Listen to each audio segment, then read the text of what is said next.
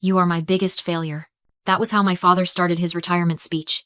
He didn't say it in private. He said it into a microphone, standing on a stage at the Ritz-Carlton, broadcasting to 300 shareholders and a global live stream. He smiled, a shark in a $3,000 tuxedo, and delivered the killing blow. Tonight, I leave my entire $150 million empire to the only child who matters. My son, Brandon. As for you, Abigail, you are fired. You are disowned. You are erased. Security, remove her. My brother Brandon smirked, preening like a peacock as he grabbed the keys to the kingdom. The crowd didn't gasp. They laughed. They watched the guards step toward me, waiting for the tears, waiting for the begging. But I didn't beg. I didn't even blink. I just checked my watch. 8:02. Right on schedule. If your own father tried to erase you for a laugh, would you walk away? Or would you burn the building down? Tell me in the comments. I walked toward the microphone. The two security guards hesitated, looking at Charles for confirmation. My father gave a dismissive wave of his hand, his smirk widening. He wanted this. He wanted the audience to hear my voice crack. He wanted the shareholders to see the emotional daughter beg for a second chance. He wanted a show, so I gave him one. I took the mic from the stand. The metal was cool against my palm. I didn't look at the crowd. I looked directly at Charles. Thank you, I said. My voice didn't tremble. It echoed through the ballroom, clear and sharp as cut glass.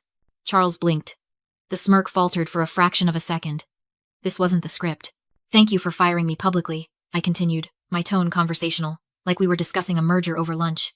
Because under federal law, a retaliatory termination in front of witnesses immediately triggers the protections of the Whistleblower Act. I don't need a severance package, Dad. You just gave me immunity. A murmur rippled through the front row. The lawyers in the room sat up straighter. They knew what that meant. Charles's eyes narrowed. He took a step toward me, but I was already moving. I reached into my blazer pocket and pulled out the red envelope. It wasn't a prop. It was the only thing I had brought with me tonight. I didn't fumble with the seal. I ripped it open in one clean motion and pulled out a single heavy document. Project this, please, I said to the tech team in the back. I held the document up to the camera lens, broadcasting to the giant screen behind me. The image flickered, then sharpened into focus. It was a transfer of control agreement. The signatures at the bottom were magnified to 10 feet tall. Charles Parker. Brandon Parker. Dated today.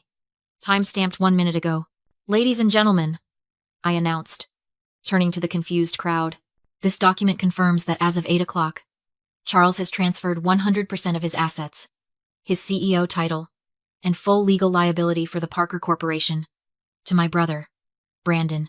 I turned to Brandon. He was clutching the crystal trophy Charles had just given him, looking between me and the screen with the dull confusion of a man who has never read a contract in his life. Congratulations, little brother, I said, and for the first time, I let a genuine smile touch my lips. You wanted the crown? You have it. The jets, the mansions, the accounts. It is all legally, irrevocably yours. The room erupted in applause. They thought this was a concession speech.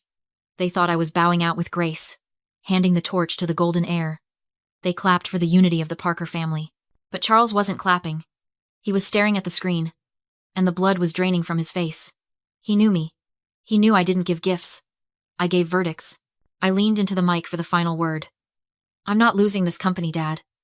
I'm giving it away. Charles's laughter was a bark, sharp and violent. It echoed through the silenced ballroom, jarring against the polite society backdrop. She forged it, he roared, pointing a trembling finger at the screen. That document is a fake. She stole that laptop. She is committing corporate espionage right now. He didn't wait for the crowd to decide who to believe. He signaled the men standing by the emergency exits. These weren't hotel staff. They were private contractors. Big men in dark suits who moved with the predatory speed of people paid to hurt others. 3 of them rushed the stage. I didn't have time to run. One of them grabbed my arm, his grip bruisingly tight, twisting it behind my back until I gasped. Another slapped the microphone from my hand. It hit the floor with a screech of feedback that made the shareholders cover their ears. Lock the doors, Charles screamed, his voice cracking. Nobody leaves. This woman is mentally unstable and dangerous. Call the police commissioner. Tell him I want her in a cell tonight. The heavy double doors at the back of the ballroom slammed shut with a definitive thud. The click of the magnetic locks engaging was audible even over the rising panic of the crowd. Please remain calm, Charles said, smoothing his jacket, trying to regain control of the narrative. My daughter has a history of episodes. We are handling this internally. I looked out at the sea of faces. 300 of the city's most powerful people, and not one of them moved to help me. They watched with morbid fascination, like drivers slowing down to stare at a car wreck. My mother, Susan, was dabbing at her eyes with a napkin, accepting comfort from her friends, playing the role of the grieving mother to perfection.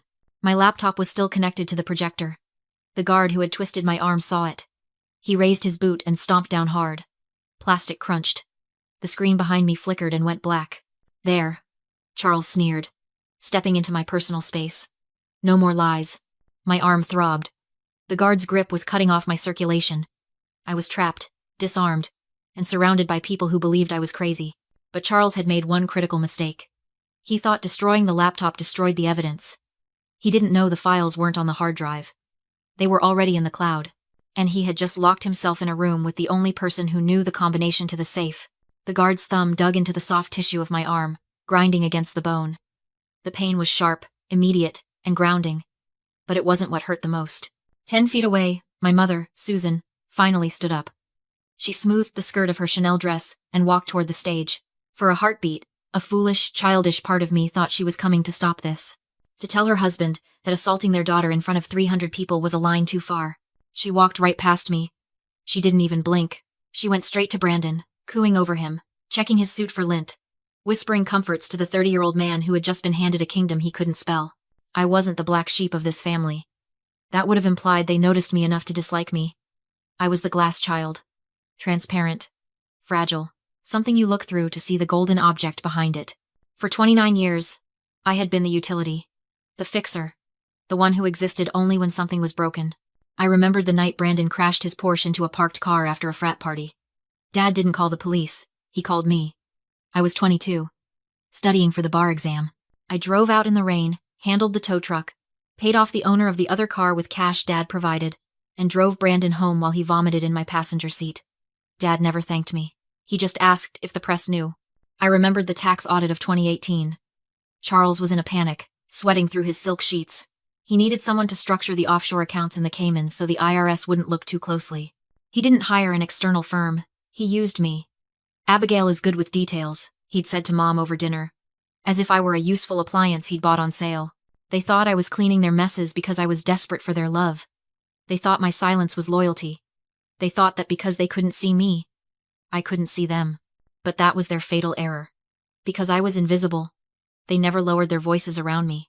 They discussed the bribes, the shell companies, and the falsified earnings reports while I was in the room, pouring their wine and organizing their files. They treated me like furniture, forgetting that furniture has no allegiance. I looked at my mother, fawning over the son who had never worked a day in his life. The sadness that used to choke me, the desperate need to be seen evaporated. It was replaced by a cold, hard clarity. I wasn't the victim here. I was the witness. And I had been taking notes for a very, very long time. "Hey!" I shouted, my voice cutting through the noise of the panic. I yanked my arm, not enough to break free, but enough to make the guards stumble. I locked eyes with Brandon. "Did you read the indemnity clause, brother? Or were you too busy admiring your new title?" Brandon blinked, the haze of adrenaline and ego momentarily clearing. He looked down at the crystal trophy in his hands, then back at me. For the first time all night, he didn't look like a king. He looked like a child who had wandered into the middle of a highway. "What are you talking about?" he stammered, his voice barely audible, over the murmur of the crowd. I wrenched my arm again, forcing the guard to readjust his grip. I didn't care about the pain. I needed Brandon to hear this. I needed the room to hear this. "Think, Brandon," I shouted, my voice bouncing off the high ceilings. "Since when does Charles Parker give up power? Since when does he share the spotlight? He has spent 30 years micromanaging the coffee budget, and you think he just woke up this morning and decided to hand you an unqualified, unilateral transfer of total control?" Charles lunged forward, his face a mask of purple rage. "Shut her up!" he screamed at the guards. "Gag her if you have to." But the guards hesitated. The crowd was watching. Phones were recording. The violence of the moment had shifted from necessary security to assault, and even hired muscle has a limit when there are 300 witnesses. I used that second of hesitation to drive the dagger home. "He didn't give you a promotion, Brandon. He gave you a glass cliff." I turned to the audience, locking eyes with the CFO in the third row. He looked pale. He knew. "The Parker Corporation isn't solvent," I announced, my voice steady and lethal. "We aren't sitting on $150 million in assets. We are drowning in $200 million in debt. The quarterly earnings report is due tomorrow morning.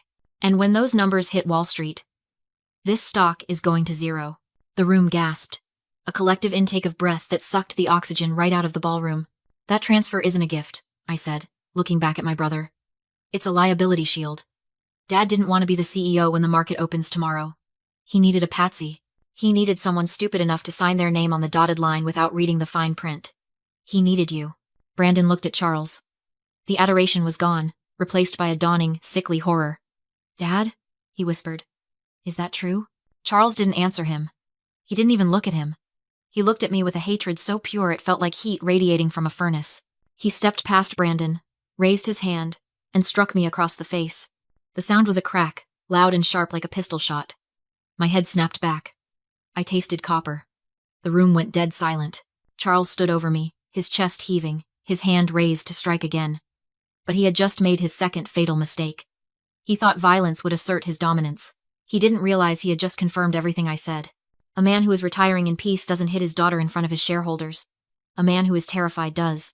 I spit blood onto the polished floor and looked up at him. I smiled. You shouldn't have done that, Charles, I whispered. Now nobody is looking at the door. Charles wiped his hand on a silk handkerchief, casually cleaning my blood from his knuckles. He didn't look like a man who had just assaulted his daughter. He looked like a CEO handling an unruly employee. Ladies and gentlemen, he announced, his voice smooth, practicing the lie in real time. I apologize for this display. As I said, Abigail has a history of instability, violent outbursts, delusions of persecution. He reached into his inner jacket pocket. For a second, the guards tensed, but he didn't pull out a weapon. He pulled out a folded piece of paper. It was yellowed at the edges. Old. This is a durable medical power of attorney, he said, holding it up like a holy relic. Abigail signed this when she was 18, granting me full authority over her medical decisions in the event of a psychological crisis.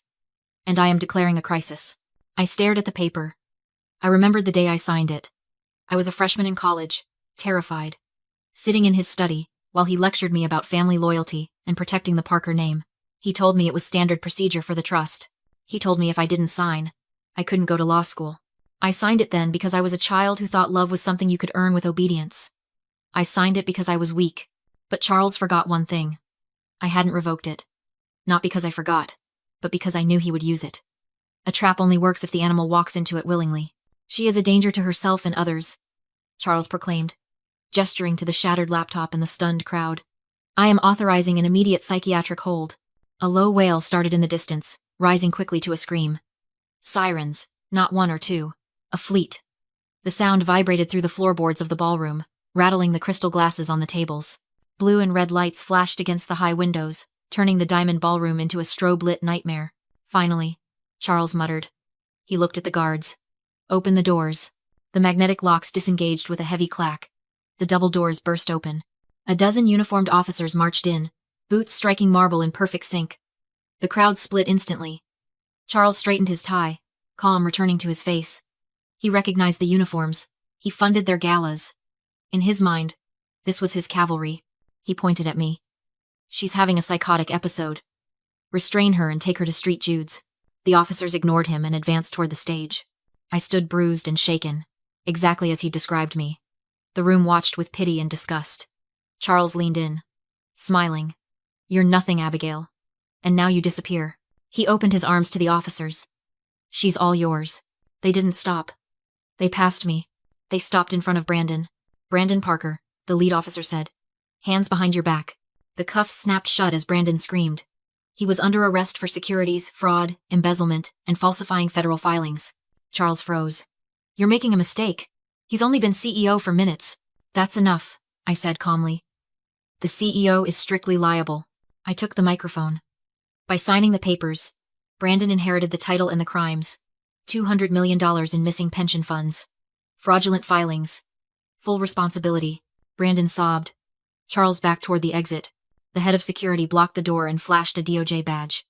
The FBI had been recording Charles for months, including his plan to frame his son. Charles didn't collapse. He raged, screaming orders at a world that no longer obeyed him as they dragged him away. The ballroom went silent. I dropped the microphone and walked out. Outside, I bought a $2 coffee and stood in the cold night air. I was disowned, unemployed, and headed for court. But for the first time in my life, the ledger was balanced. I wasn't the heir. I was free.